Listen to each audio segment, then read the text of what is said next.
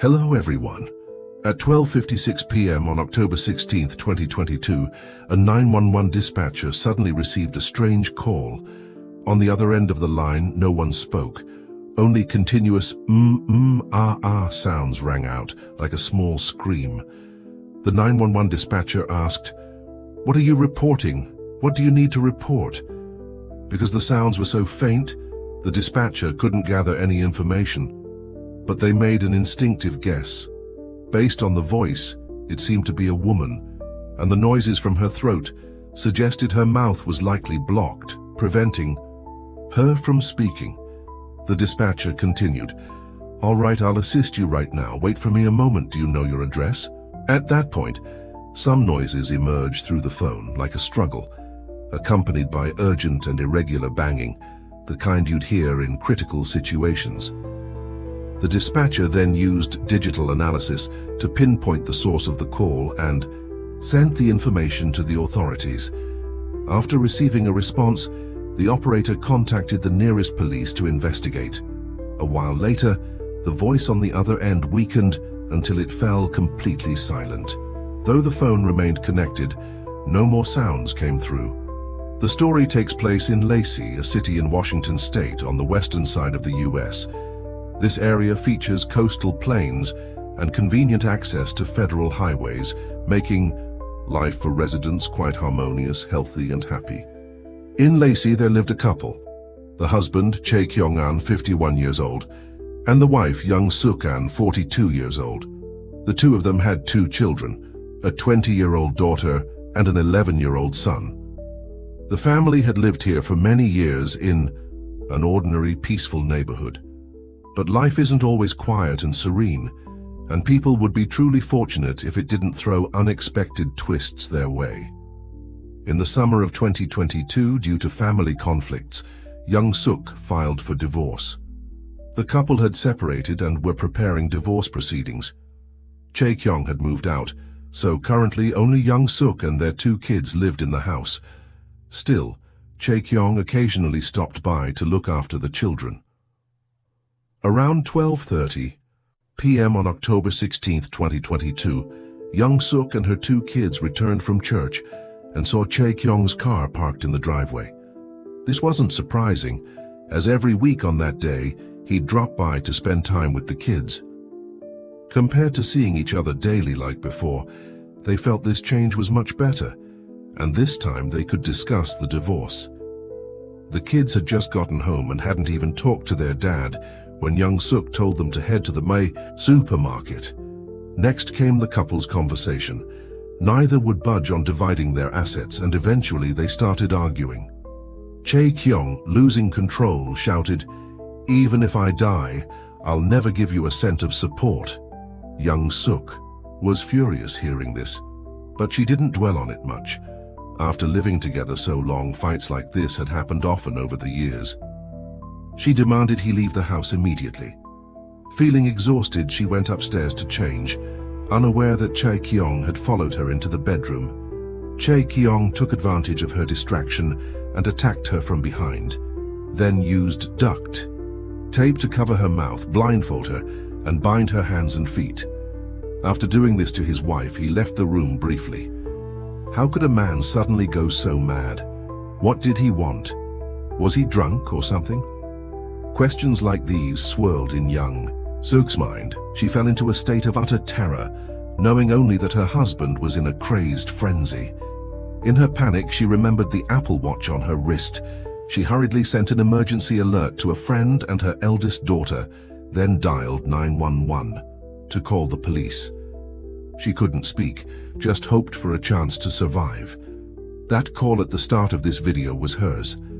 At that moment, her eyes and mouth were sealed tight with tape, her limbs bound securely. She was alone in the room. Young Suk thrashed and struggled with all her might to send a plea for help to the outside world.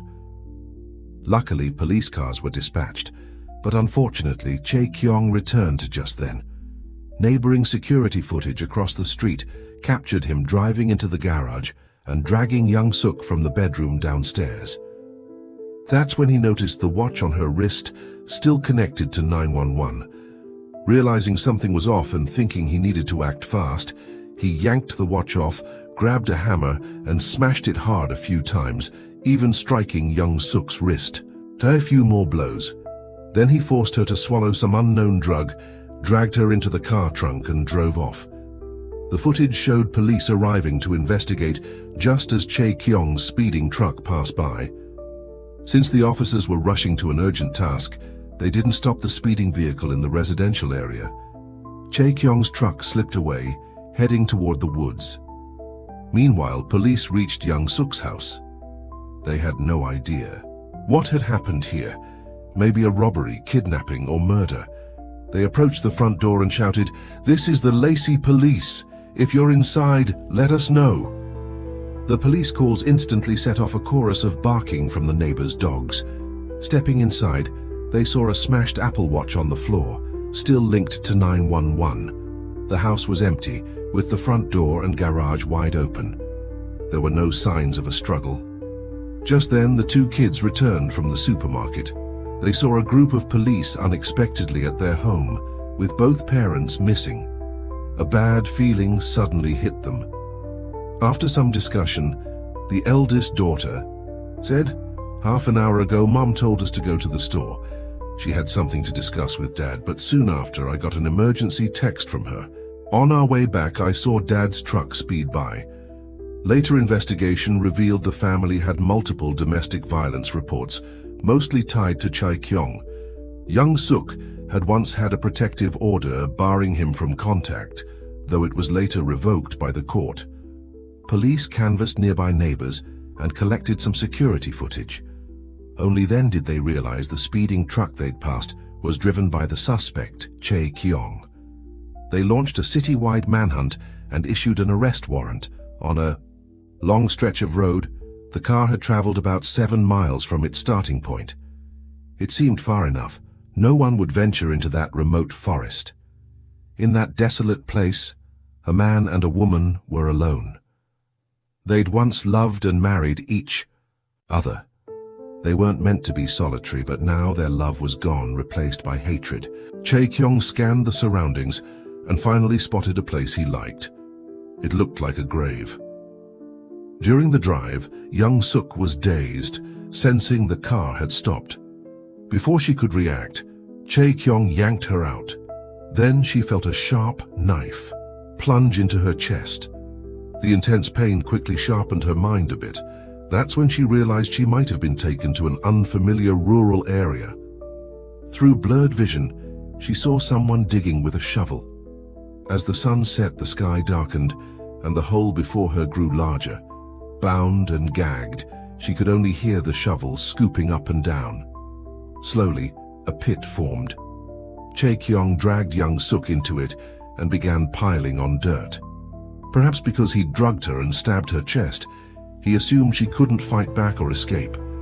Burying her alive like that, he figured, would surely suffocate her. But in reality, Young Suk was still fairly alert. She knew escape was impossible with her limbs tied tight.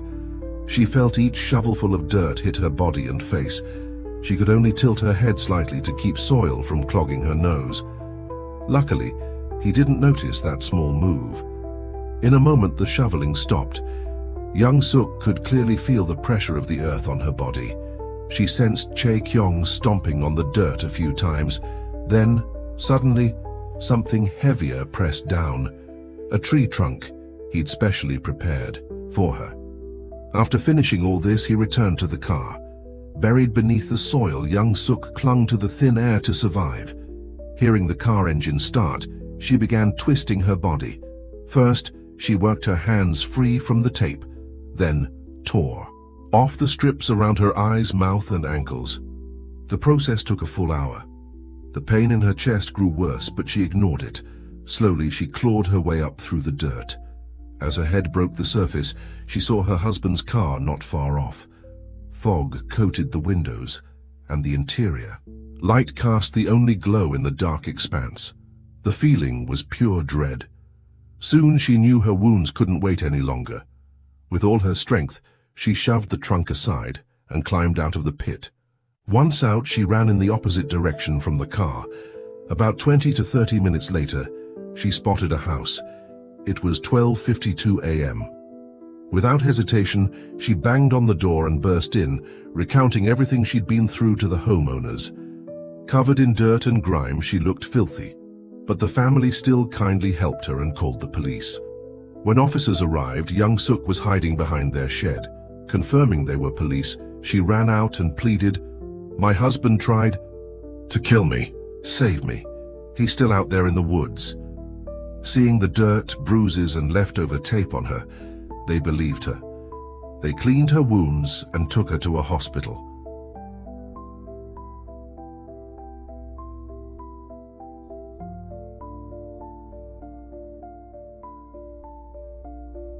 At 7:38 a.m. on October 17th, the next morning, a passerby spotted a suspicious green car, matching the police's search description, parked near a forest road and reported it. Thurston County Police responded swiftly. 44 minutes later, suspect Chae Kyung was arrested and detained. His physical and mental health were checked and found normal. He'd faced 3 charges: attempted murder, kidnapping, and first-degree assault. On October 18, 2022, Chae Kyung was booked into Thurston County Jail to await trial. Later that day, police found a pit about 5.4 feet long, 2.5 feet wide, and 1.6 feet deep near the forest area where young Suk was buried. Inside were traces of tape, blood, hair, and watch fragments. Prosecutors then charged Chae Kyung with first-degree intentional homicide, domestic violence, kidnapping, assault, and first-degree resisting arrest. The deputy prosecutor requested no bail. Young Suk hired a private attorney, saying, "Please don't let him out on bail. I fear for my life. I just want to stress how terrified I am of him. If he gets out, he'll definitely come back to kill me." Chae Kyung's defense. Attorney argued a $150,000 bail could act as a deterrent. They noted he was a veteran who'd served 30 years in the U.S. intelligence agency with no prior record. Perhaps job-related psychological stress contributed to his crime, an objective factor. But this was exactly what young Suk feared most.